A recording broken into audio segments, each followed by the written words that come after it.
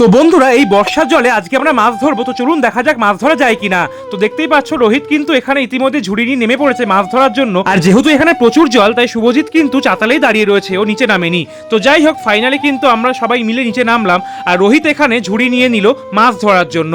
তো এখানে দেখা যাক যে আদৌ সত্যিকারের মাছ পাওয়া যায় কিনা। এমনিতেই বর্ষাকালে চারিদিকে জল জমলে কিন্তু মাছ ধরতে আমাদের সবারই বেশ ভালো লাগে। আর এখন রোহিতের ঝুড়ি নেওয়া হয়ে গেছে, আর এই ঝুড়ি দিয়ে কিন্তু এখন মাছ ধরা হবে। তো দেখো, এমনিতেই তো সমস্ত জায়গায় জলে ডুবে গেছে, তো এইখানেই কিন্তু প্রচুর মাছ নাকি সকাল থেকেই কিলবিল করছিল।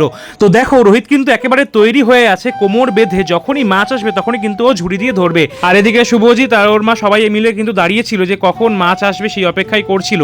আর তার জন্য ও বলছিল যে একটা মাছ হলেও ধরে দেখাতে হবে। তো যাই হোক, দেখে বুঝতেই পারছো চারিদিকে যেহেতু জলে ভেসে গেছে আর আমার পাও কিন্তু জলে ভিজে রয়েছে, আমিও কিন্তু মাছ ধরতে নেমে পড়েছিলাম। তো এখনো পর্যন্ত কিন্তু কোনো মাছ পেলাম না। তো দেখা যাক, ফাইনালি কিন্তু একটা ছোট্ট মাছ আমরা পেয়ে গেছি, আর এই মাছটাকে কিন্তু আমরা এখন জলের মধ্যে রেখে দেবো। তো দেখতেই পাচ্ছ কত সুন্দর লাগছে। তো বন্ধুরা, তোমরা কারা কারা বর্ষার জলে মাছ ধরো অবশ্যই জানিও।